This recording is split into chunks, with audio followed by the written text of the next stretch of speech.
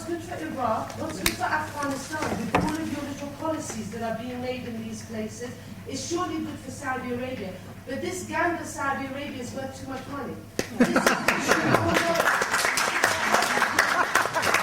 Thank you. Now I'm going to ask Madavi Al-Rashid first to respond, and then any of my other, of course. Yes, let me take the question on human rights. Absolutely, I agree with you.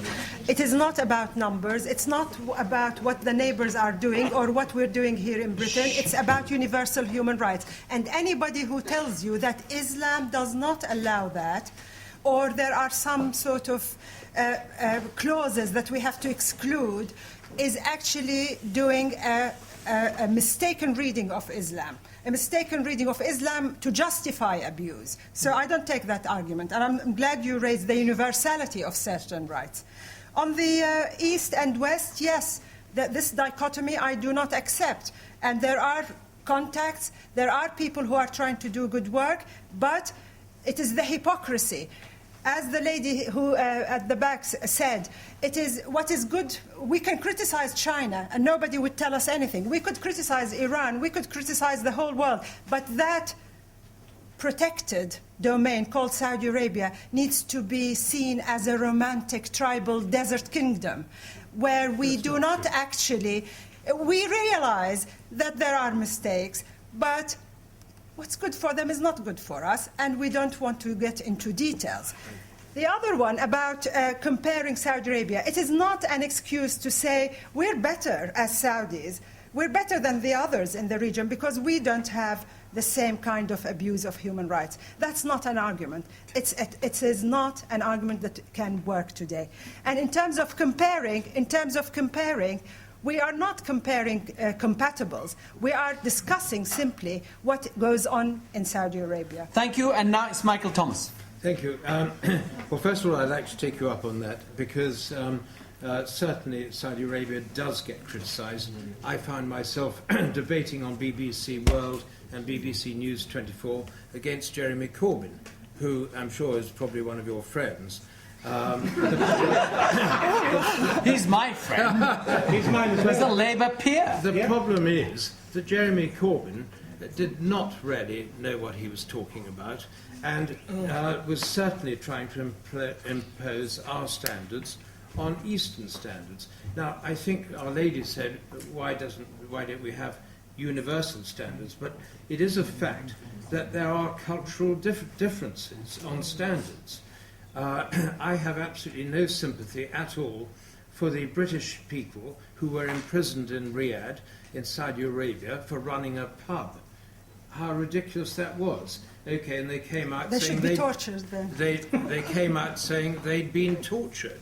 They hadn't been tortured, they'd been given rough treatment. And you know, I think there's a big difference. Okay, thank you. May I'd like to just one last thing on education. Our friends worried about education. The University of Petroleum and Minerals, UPM, in Tehran, is just an amazing university.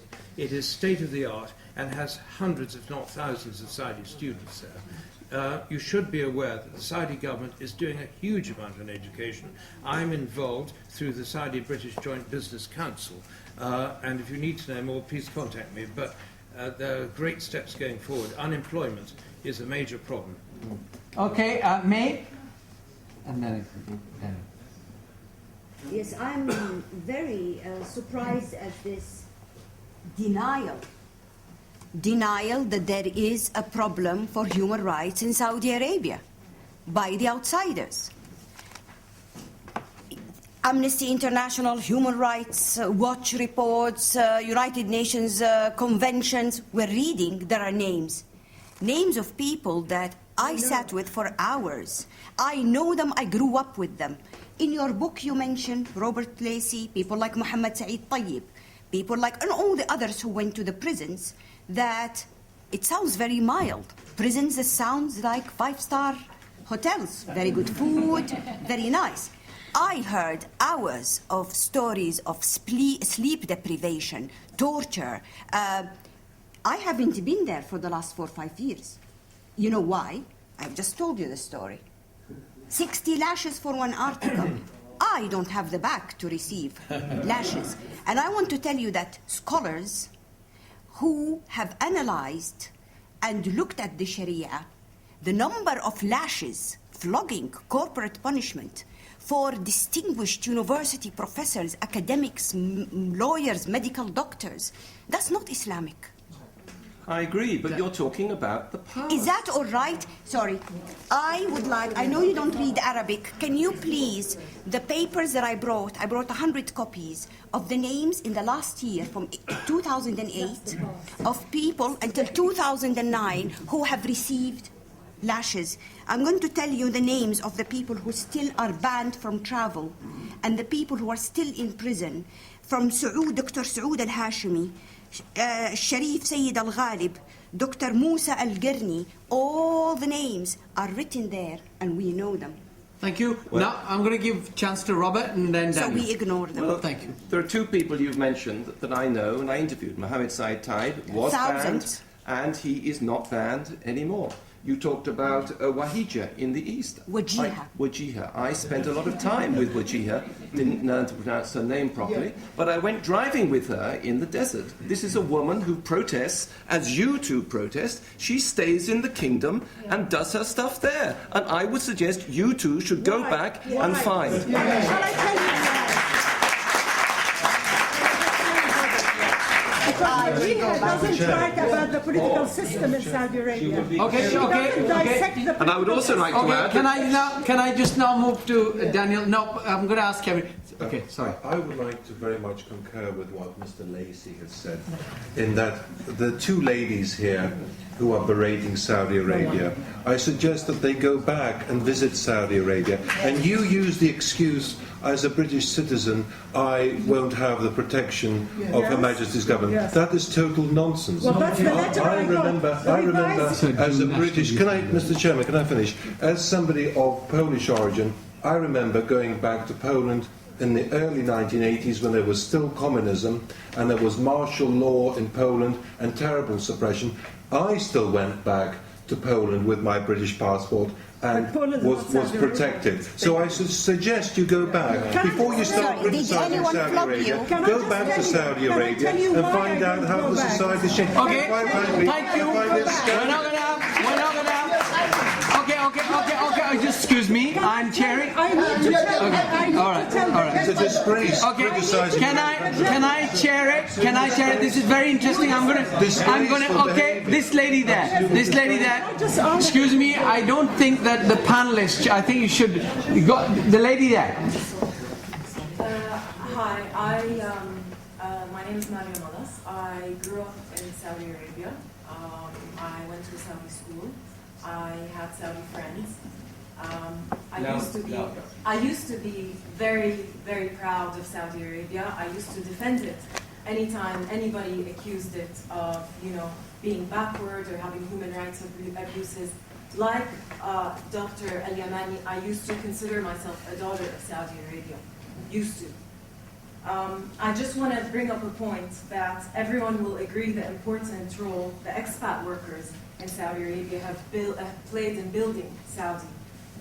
Starting from the Indian and Pakistani construction workers, I'm just giving examples, to the Filipino housemaids, to the white-collar Egyptian, British, American people that are employees in companies. Unfortunately, abuses of those people go unreported. And I want to stress that no discussion is complete without including those equally important sons and daughters of Saudi Arabia. Thank you so much. Thank you. And I know that I should not, as chairman, express my opinion, but because I am of Asian origin and I have written to the Saudi authorities about this particular issue, I visited Saudi Arabia twice this year and I saw the abuse of Bangladeshi workers. So the gentleman at the back. My name's Imran Punjani. I'm a PhD student. Can you speak up, gentlemen? Yeah, my name's Imran Punjani. I'm a PhD research student at King's College. I have a question for the three male speakers. I think Robert, the speaker, mentioned that Article 5, that Saudi Arabia is there to protect or defend human rights in accordance with the Sharia. Apart from the two female speakers, that's obviously someone's saying of Sharia.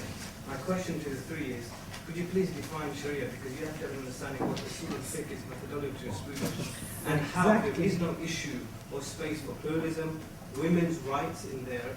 And if you accord change in Saudi Arabia, my question to you is there has to be change in the methodology of fiqh and Sharia before you can say there has to be change in Saudi Arabia. So far, you have not demonstrated knowledge of that, so I don't think you can accord change in Saudi Arabia. Thank you.